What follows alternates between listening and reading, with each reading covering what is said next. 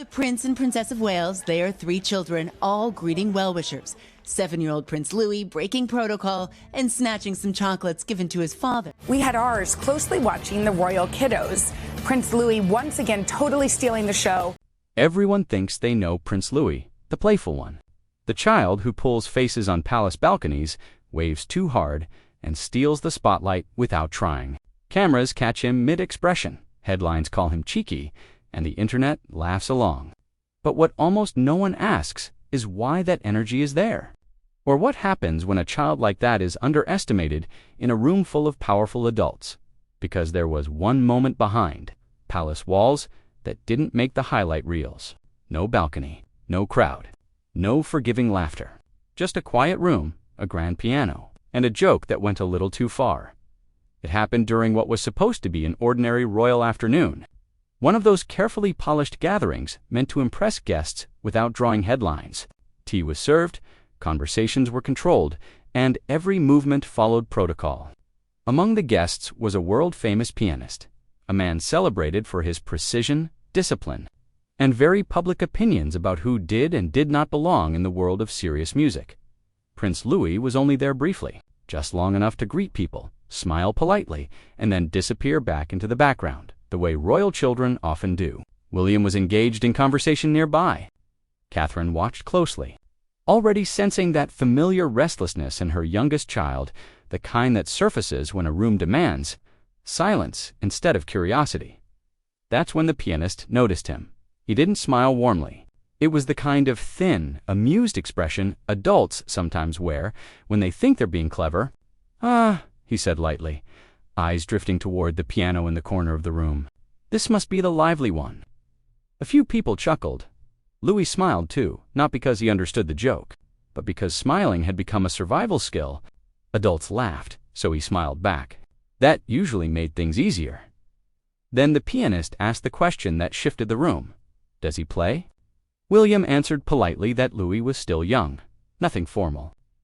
The pianist nodded, then added with a faint shrug that every child thinks they can play before they understand what music actually demands. The laughter came again. Louis didn't laugh this time. He didn't fully understand the words, but he understood the tone. Children always do. And then came the moment no one stopped. "Well," the pianist said, gesturing casually toward the piano, "why don't we hear something?" It sounded harmless, almost playful. But it wasn't. Single quotes, the room went quiet. Every eye turned toward a 7-year-old who had never touched that piano. Not in that room, and not with all those expectations pressing in on him at once. Louis shook his head softly and tried to say he didn't play. The pianist waved it off, insisting it was just a few notes. Nothing serious, that was the joke, not sharp enough to protest, not obvious enough to stop, just enough to make a child stand alone and feel small. Catherine gently told Louis he didn't have to, but by then, the silence had already done its damage. The pianist added one last remark, something about children being better at waving than playing, and the polite laughter landed heavy. Louis didn't cry. He didn't run. He did what he'd been taught to do. He nodded, stepped back, and folded his hands to everyone else. The moment passed, but inside Louis, something shifted that night. Long after the castle settled into quiet, Louis lay awake replaying it all. He couldn't explain why it hurt the way it did, only that it did. Not anger, determination. Because what no one in that room knew was that Louis already knew the piano, just not their piano. Tucked away in a forgotten wing of Windsor Castle sat an old upright instrument, worn, imperfect, ignored. Its keys were heavy, its pedals creaked, and its surface carried marks from decades of neglect. And that was exactly why Louis loved it. It didn't laugh. It listened away from cameras and expectations. Louis had been teaching himself quietly. He wasn't guessing. He was learning. He spent hours in the palace library pulling old music books from shelves most people never touched. And according to widely shared royal anecdotes, one collection in particular fascinated him, a leather-bound set once associated with Princess Diana. Fans have long speculated about Diana's quiet relationship with music, especially after her now legendary 1988 performance in Australia. Whether Louis truly followed those same markings or simply found inspiration in the idea, The connection mattered to him.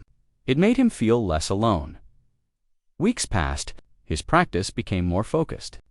The boy people thought was too much was learning discipline in silence. His parents noticed the change, calmer, more centered, without realizing what was happening behind closed doors. Then came the invitation, the International Harmony Gala, Royal Albert Hall, and the same pianist.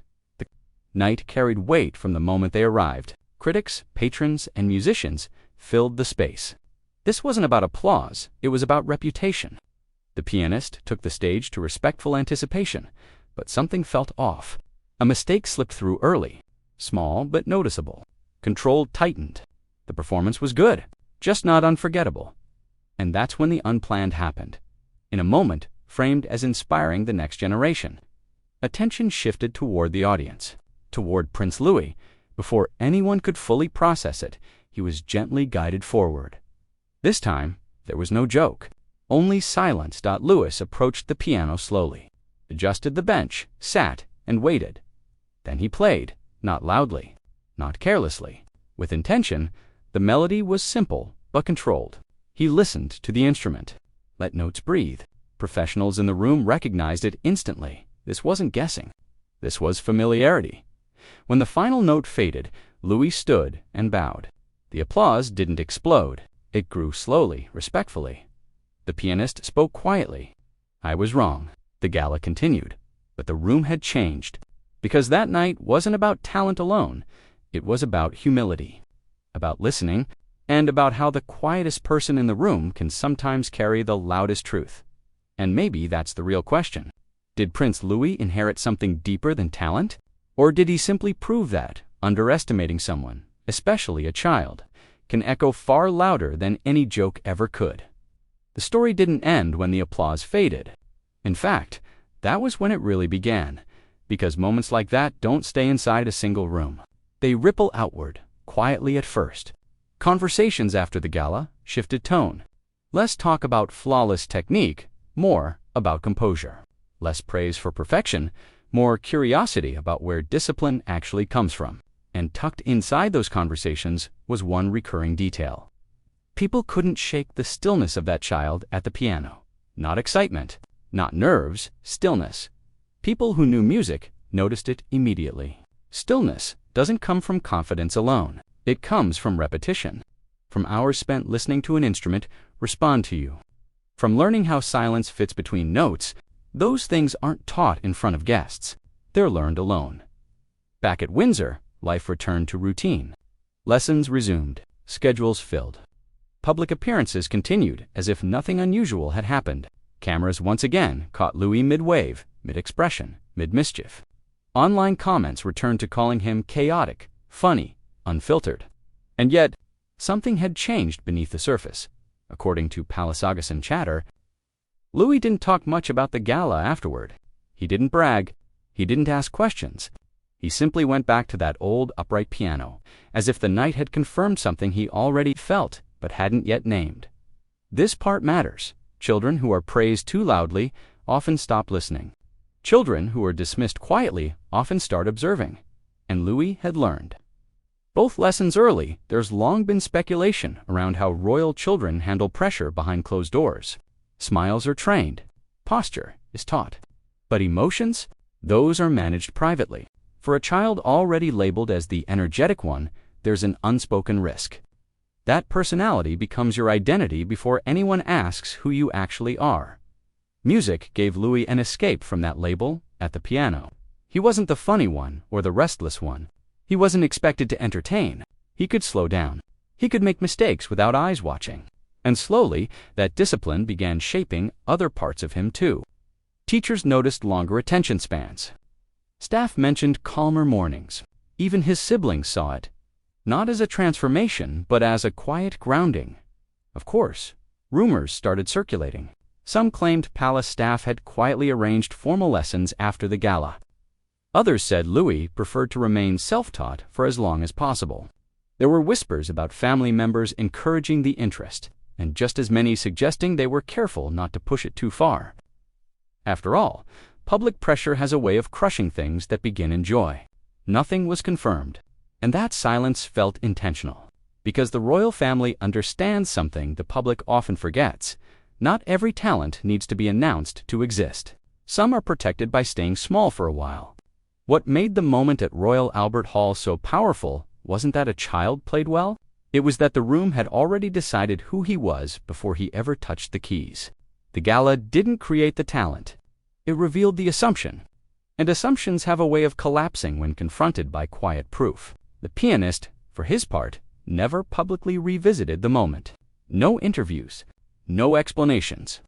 Just that single sentence heard by those close enough to catch it. I was wrong. For someone known for certainty, that admission carried weight. In the world of elite performance, and here's where the story takes a turn most people don't notice at first. Because when a child surprises a room full of experts, the instinct is to turn that moment into a headline. To label it, to explain it away. People want a reason they can package neatly. Natural talent, royal tutoring, carefully staged. It makes the world feel orderly again. But according to quiet royal watch circles, none of that really fit. There was no press release, no sudden announcement about musical training, no glossy photos of Louis seated perfectly at a piano with a caption ready to go. And that absence spoke volumes. It suggested that whatever had happened wasn't meant for public consumption. It wasn't a performance for approval. It was something private that had simply spilled into the open for a brief moment. And that's often how the most real things surface. Inside Windsor, Louis kept returning to the same routine. Early mornings when the corridors were still quiet. Afternoons when lessons ended and expectations loosened, he'd slip away, not sneaking, not hiding, just choosing the one place where no one corrected his posture or reminded him to smile. The piano didn't care who he was. It didn't care about titles or lineage. It responded only to touch, timing, and patience. And slowly, that relationship shaped him. Children who struggle to sit still often aren't lacking discipline. They're overflowing with it, just not in ways adults recognize. Music gave Louis a structure that didn't feel like confinement. It gave his energy direction instead of suppression. That's important, because there's a long history of royal children being misunderstood in public. One becomes the serious heir, another becomes the spare. And sometimes, the youngest becomes the comic relief, the one everyone watches for laughs, not depth. Once that narrative sticks, it's hard to escape. But music has a way of interrupting narratives. It demands focus. It demands humility. And it exposes insincerity immediately. You can't fake listening. You can't rush patience. Every missed beat tells the truth. People close to the family have quietly noted that Louis seemed more comfortable in silence afterward. Not withdrawn, just settled. He still laughed, still joked, still made faces when the moment felt right. But there was a new pause before his actions, as if he'd learned how powerful waiting could be. That's not something you teach a child with rules. That's something they learn when they're taken seriously. And that's why the pianist's role in this story matters so much. Because he wasn't cruel in an obvious way. He didn't raise his voice. He didn't insult directly. What he did was far more common, he assumed. He reduced a child to a role and expected him to play it. That kind of dismissal is subtle, and it's everywhere. It happens in classrooms, at family gatherings, in workplaces, and most of the time, no one pushes back. Louis couldn't push back with words. He didn't need to. He responded with something quieter and far more lasting growth. What's fascinating is how closely this echoes conversations people still have about Princess Diana, not about talent, but about perception. She, too, was underestimated early on, dismissed as naive, defined by surface impressions, and yet she consistently surprised rooms that thought they had her figured out. Whether Louis inherited that instinct or simply stumbled into it doesn't really matter. What matters is that the pattern exists, the quiet resilience, the ability to listen when others talk, the choice to respond with presence instead of performance. In the months following the gala, nothing outwardly dramatic happened, and that may be the most telling detail of all, because real change doesn't announce itself. It integrates. Louis continued to grow, continued to be watched, continued to be interpreted by millions who would never meet him. But somewhere inside him, a lesson had taken root. One planted the moment he realized that being underestimated could be turned into freedom. Freedom to learn privately. Freedom to fail quietly. Freedom to become something before the world decides what you are. And maybe that's why the memory of that night refuses to fade. Not because a child impressed a room, but because a room learned something it didn't expect to learn. That authority doesn't always speak loudly. That talent doesn't always announce itself. And that sometimes the smallest person in the room is the only one truly listening. So the next time you see Prince Louis laughing on a balcony or pulling a face for the cameras, remember this: what you're seeing might not be the whole story. Because somewhere, beyond the headlines and assumptions, there's a quiet rhythm still playing. And it doesn't need applause to matter. And that quiet rhythm may be exactly what makes this story linger longer than most. Royal anecdotes, because if there's one thing history keeps proving, it's that the people who surprise the world rarely do it loudly at first. They observe, they absorb. They let others underestimate them because, in a strange way, that creates space. Space to learn without pressure. Space to grow without performance. Space to become something before expectations lock in. Louis was given that space unintentionally. After the gala, there was no sudden shift in how the public talked about him. He wasn't rebranded as the musical one. There were no viral think pieces dissecting his posture or speculating on conservatory futures. And that silence may have been the greatest gift of all. It allowed the moment to stay what it was, meaningful but not consuming. Inside the palace, though, subtle things began to change. Adults spoke to him differently, not dramatically, just a fraction more carefully. There's a way people adjust once they realize a child is listening more than they assumed. Once they recognize that jokes land deeper than intended, and that curiosity isn't the same thing as chaos. Louis noticed it too, not consciously. Not in a way he could explain, but he felt the shift. The way questions were phrased, the way pauses were respected, the way silence wasn't immediately filled anymore. That kind of validation doesn't inflate a child. It steadies them. And steadiness, especially in a world built on scrutiny, is powerful. Music continued to be his anchor. Not because he wanted to impress anyone, but because it gave him something rare: control over his own pace. In public life, moments are scheduled, smiles are timed, and reactions are expected. At the piano, none of that applied. He could sit for 5 minutes or 50. He could repeat a passage until it felt right. No one rushed him. No one laughed if he stumbled. That's where confidence actually forms. Not from applause, but from repetition, without judgment. What's interesting is how often people misunderstand confidence in children. Loudness is mistaken for boldness. Stillness is mistaken for fear. But the truth usually lives somewhere in between. Confidence often shows up as calm, as patience, as the willingness to wait until you're ready. That's what the pianist missed that. First afternoon, he saw movement and assumed immaturity. He saw youth and assumed absence of depth, and when that assumption collapsed, it wasn't humiliating for him, it was instructive. That's why his quiet admission carried so much weight. It wasn't performative. It wasn't defensive. It was recognition. And in elite spaces, recognition without excuse is rare. For Louis, the lesson wasn't prove people wrong. It was something subtler. You don't owe everyone a performance. That distinction matters, because children who grow up feeling like they must constantly prove themselves often burn out early. Children who learn they can develop quietly tend to last longer. They build resilience instead of urgency. As years pass, moments like this don't disappear. They integrate into identity, not as trauma, but as reference points. A reminder of what it felt like to be underestimated and how it felt to respond with patience instead of panic. And maybe one day, long from now, this story will resurface again, not as a viral clip or a dramatic retelling, but as context. A footnote people revisit when trying to understand how someone learned to listen so well, how they learned restraint, how they learned that silence can carry more authority than volume.